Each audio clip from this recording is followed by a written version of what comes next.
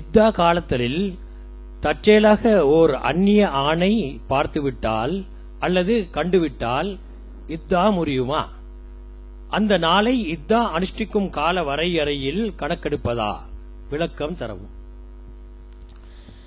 இத்தா இருக்கும் பொழுது எப்போ அந்த மனிதருடைய கணவருடைய ரூஹு பிரிந்ததோ அன்றிலிருந்து ஆரம்பமாயிரும் இத்தாவுடைய காலம்.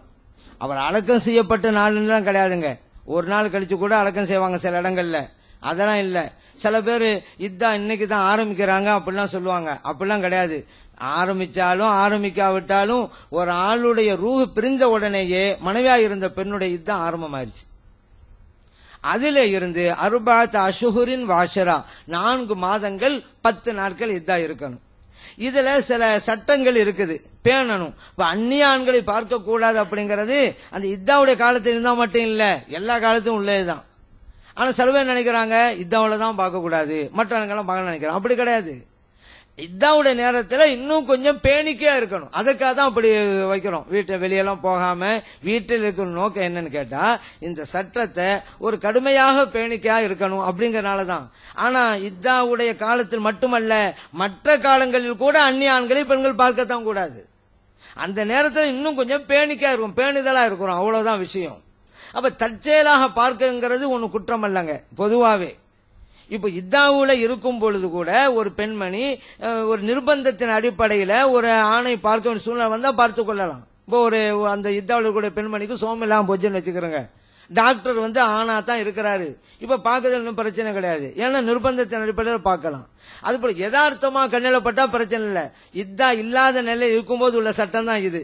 ஏன்னா நம்ம ஸல்லல்லாஹு சொன்னாங்க அந்நிய ஆண்களை பெண்களை பார்க்க கூடாது. இப்ப சஹாபா பெருமக்கள் கேட்கறாங்க, யார சொல்லலாம் திடீரென்று பார்த்துட்டா எப்படி அப்படின்னு கேட்டாங்க. ஸல்லல்லாஹு சொன்னாங்க திடீரென்று நீங்க பார்க்க சூழ்நிலை வந்தா முகத்தை நீங்க உடனே திருப்பிடுங்க, அவ்வளவுதான் அப்படின்ட்டாங்க.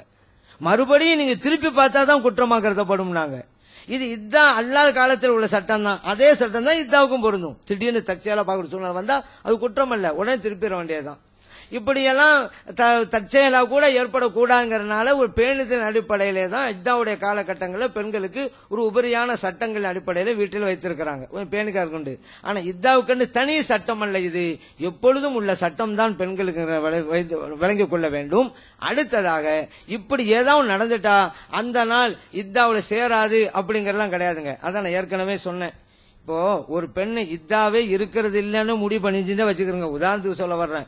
அப்பவும் அந்த 4 மாதங்கள் 10 நாட்கள் ஆனா இத்தா முடிஞ்சு போயிடும். இவங்க இத்தா இருக்கணுங்கிறது அல்லாஹ்வுடைய கட்டளை. இவங்க இப்ப நடக்கணும், இப்ப நடக்கூடாங்க சட்டம் இருக்குது. அதை பேணினாலும் பேணாவிட்டாலும் 4 மாதங்கள் 10 நாட்கள் ஆயிட்டாக்கா இத்தாவுடைய காலம் முடிந்து விடும். அந்த இத்தாவுடைய காலம்ங்கிறது உயிர் பிரிந்த நேரத்திலிருந்து ஆரம்பிக்கும். இதுல இடையில ஒரு நாள் நீக்கப்படும் அப்படிங்கிற சட்டமும் நமக்கு கிடையாது. இந்த இத்தாவுடைய சட்டத்தை பேணாவிட்டாலும் கூட பேணப்படாத நாள் இதுல இணையாது, இதுல சேராதுன்னாலும் சொல்ல முடியாது. 4 மாதம் 10 நாள் ஆயிடுச்சா இதான் முடிந்து விட்டது.